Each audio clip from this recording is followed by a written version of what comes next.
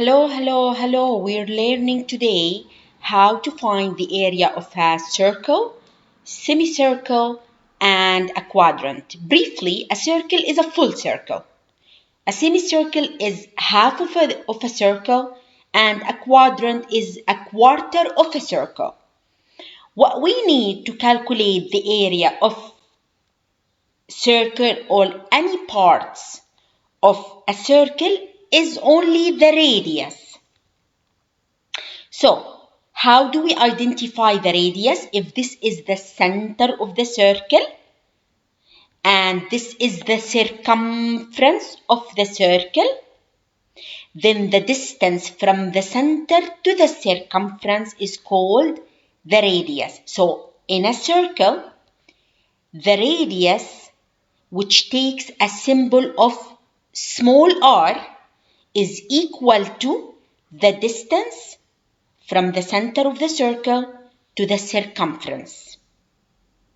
And the radius in this example is 3 centimeter. How did we know it's in centimeter? All lengths are in centimeter. Now, we are going to write the general formula of finding the area of a full circle. And the general formula is pi times r squared.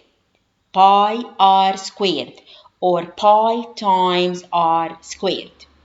As we explained, r here is 3 centimeter. So, first we write the general formula of finding the area of a full circle, and then we substitute.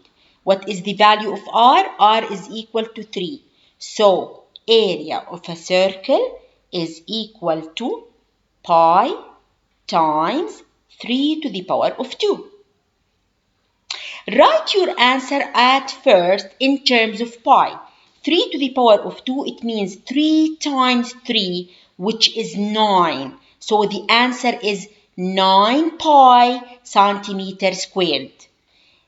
The measurement unit of an area is always millimeter squared, centimeter squared, meter squared, kilometer squared, and so on. And then you can insert pi in the calculator. So you're going to say 9 times shift and the button where there is the pi symbol on it.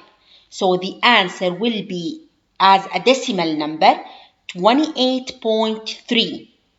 2 is the first figure, 8 is the second, 3 is the third.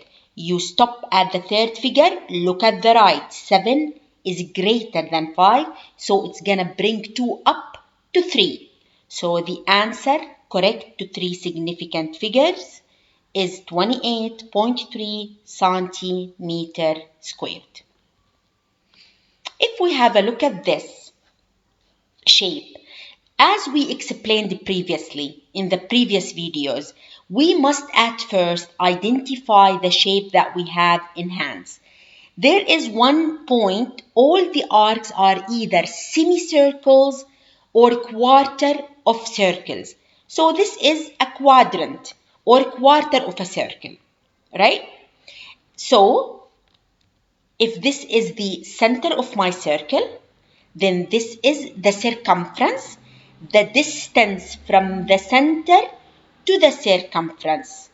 From the center to the circumference is 7 centimeter.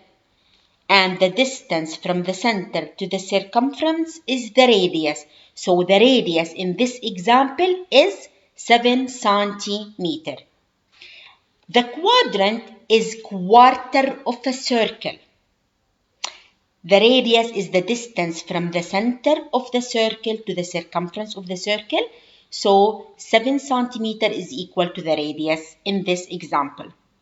The general formula of finding the area of a quadrant, area of a circle is equal to pi r squared. Quarter of pi r squared, it means quarter times pi times r squared. So this is how we write it. Quarter times pi times r squared, and r is equal to 7. So times 7 to the power of 2. Write your answer at first in terms of pi. So it's going to be 49/4 pi centimeter squared. And then you insert this in the calculator, or you press the SD button on the calculator, so it's going to give you the answer as a decimal number. So it's going to be 38.5 centimeter squared. 3 is the first figure, 8 is the second figure, 4 is the third. Stop at the third figure, look at the right. 8 is greater than 5, so it's going to bring 4 up to 5. So the answer will be 38.5 centimeter squared, and this is correct to 3 significant figures.